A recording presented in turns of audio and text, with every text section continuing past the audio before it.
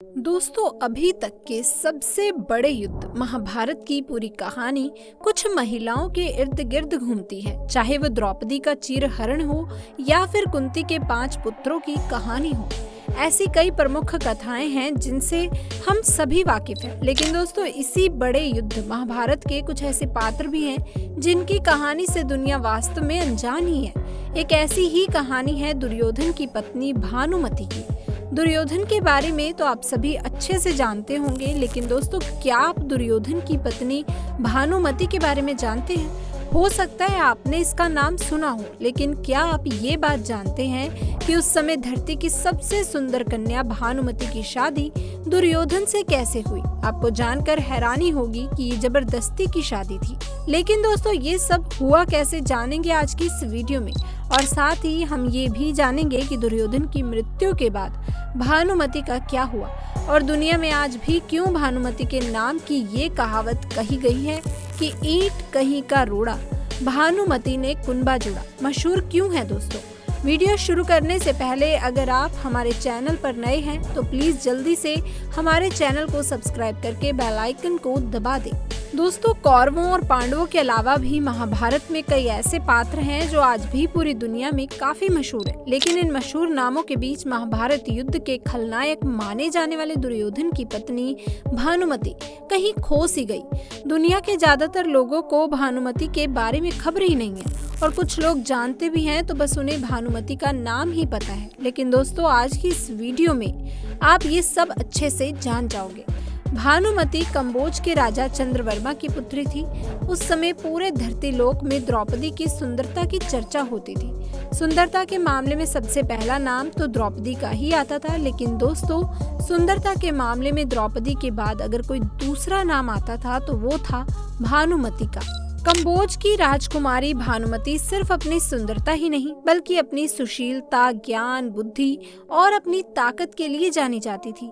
भानुमति जब बड़ी हुई तब बड़े बड़े महारथी उससे विवाह करके भानुमति को अपनी पत्नी बनाने का सपना देखने लगे।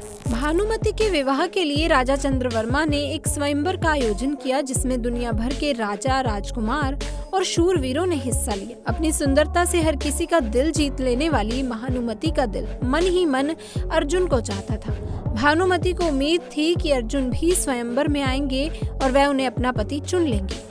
लेकिन दोस्तों, अर्जुन किसी कारणवश इस स्वयंवर में नहीं आई। भानुमति वरमाला लेकर स्वयंवर के लिए आए एक से बढ़कर एक पुरुषों के सामने से गुजरने लगी, लेकिन उनकी नजरें जिसे ढूंढ रही थी वह वहां नहीं था।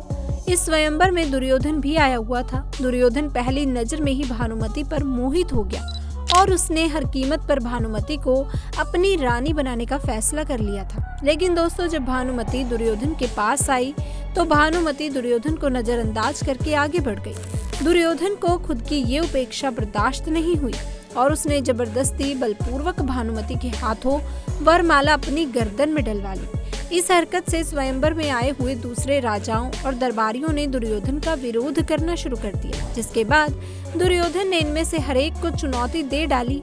अगर किसी ने भी युद्ध में उनके मित्र कर्ण को पराजित कर दिया तब वह भानुमति को छोड़ देंगे। लेकिन दोस्तों, अगर ऐसा नहीं हुआ तो वह फिर भानुमति से ब्याह रचाकर उसे हस्तिनापुर ले जाएंगे।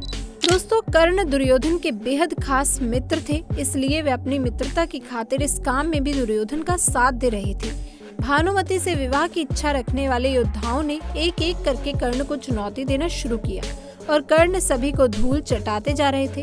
अंत में जरासंध ने कर्ण को चुनौती दी। कर्ण और जरासंध में काफी लंबा युद्ध चला, लेकिन अंत में कर्ण ने जरासंध को भी पराजित कर दिया। कर्ण से मिली ये हार जरासंध के लिए जीवन की पहली हार थी। सभी योद्धाओं को हराने की खुशी में दुर्योधन ने अपने मित्र कर्ण को मालिनी राज्य उपहार में दे दिया। अब दुर्योधन का विरोध करने वाला कोई बचा ही नहीं था, जिसके बाद दुर्योधन भानुमति को लेकर हस्तिनापुर आ गए। दुर्योधन की इस हरकत से चंद्रवर्मा अत्यंत दुखी हुए और भानुमति भी इस पूरे घटनाक्रम से बेहद दुखी थी। हस्तिनापुर आने के बाद दुर्योधन ने भानुमति से विवाह रचा लिया। भानुमति अपने साथ अपनी एक अत्यंत सुंदर सहेली को भी लेकर आई थी। भानुमति की सहेली उनकी बेहद खास थी और वह उसे कभी भी खुद से दूर नहीं करना चाहती थी।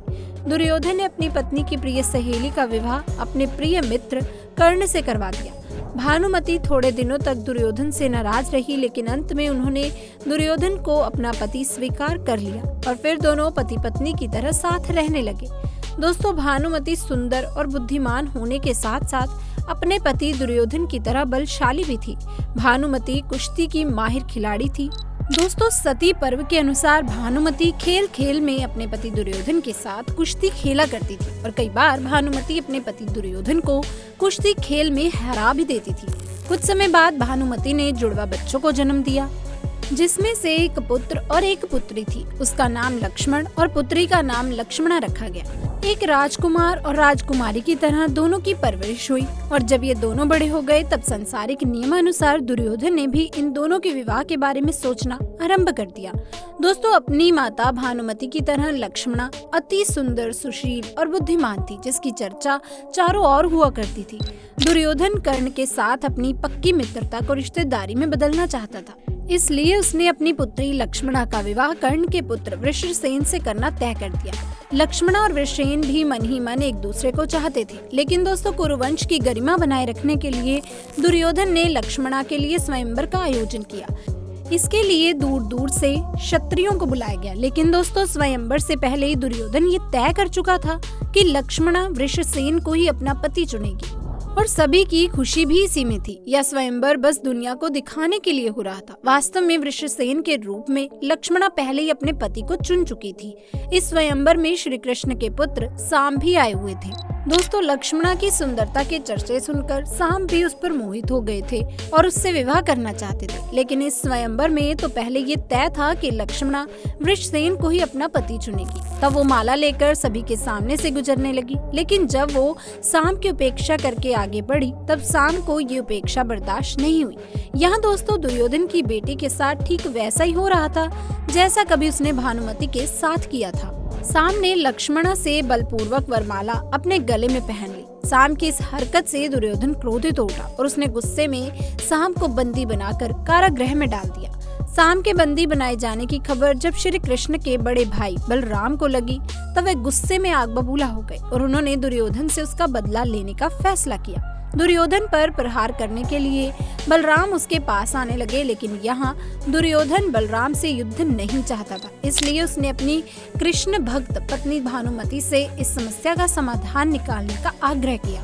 दोस्तों, बुद्धिमान भानुमति ने ये मामला अपने हाथ में लेते हुए बलराम से बातचीत करके मामला सुलझाने की कोशिश की और फिर इस समस्या का समाधान निकालते हुए भानुमति ने साम और लक्ष्मणा का विवाह पूरे रीति रिवाज से करवा दिया। जब दुर्योधन का बेटा लक्ष्मण विवाह के लायक हो गया तब बलराम ने अपनी बेटी वत्सला का विवाह लक्ष्मण के साथ कराने की इच्छा प्रकट की।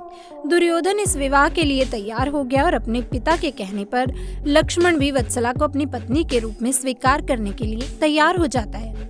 लेकिन दोस्तों, वत्सला अभिमन्यु से प्रेम करती थी और दोनों विवाह करना चाहते थे। तब अभिमन्यु ने वत्सला को पाने के लिए घटोत्कच से सहायता मांगी। अभिमन्यु की सहायता करते हुए घटोत्कच ने दुल्हन का रूप धारण कर लक्ष्मण को इतना डराया कि लक्ष्मण ने कभी विवाह ना करने की कसम खा ली और उसके बाद अभिमन्यु का विवाह वत्सला के साथ हो गया। दोस्तों, जब दुर्योधन को इस बात की खबर लगी तब पांडव के खिलाफ उसका क्रोध और भी बढ़ गया। कौरव और पांडवों के बीच महाभारत का युद्ध आरंभ हुआ। तब इस युद्ध में दुर्योधन का पुत्र लक्ष्मण अभिमन्यु के हाथों मारा गया। भानुमति को अपने बेटे की मृत्यु का गहरा सदमा लगा। बेटे की मौत के बाद भानुमति का पति दुर्योधन भी भीम के हाथों मारा गया। इस तरह से दोस्तों, युद्ध में भानुमति ने अपने पुत्र और पति दोनों को ही खो दिया। महाभारत युद्ध की समाप्ति के बाद जनजीवन सामान्य होने लगा और फिर भानुमति ने कुछ ऐसा किया कि इतिहास में उसका नाम हमेशा के लिए अमर हो गया। दोस्तों, उस समय ऐसी प्रथा थी कि दो पक्ष के बीच विवाह हो जाए तो दोनों के बीच दुश्मनी हमेशा के लिए खत्म हो जाती है। भानुमति ने दुश्मनी को खत्म करने के लिए अर्जुन से विवाह करने का फैसला किया। अर्जुन भी विवाह के लिए तैयार हो गए। अर्जुन और भानुमति विवाह के बंधन में बंध गए और इस विवाह के साथ ही कौरव और पांडव के बीच की दुश्मनी खत्म हो गई। और दोस्तों, भानुमति ने अपने फैसले से दो कुंभों को जोड़कर एक कर दिया। यहीं से ये कहावत बनी, कहीं की ईंट कहीं का रूड़ा, भानुमति ने कुंभा जोड़ा। तो दोस्तों, आपको आज की ये वीडियो कैसी लगी कमेंट्स में आके जरूर बताइएगा। वीडियो पसंद आई लाइक कीजिए, शेयर कीजिए और चैनल को सब्सक्राइब करना बिल्कुल ना भूलिए। धन्यवाद।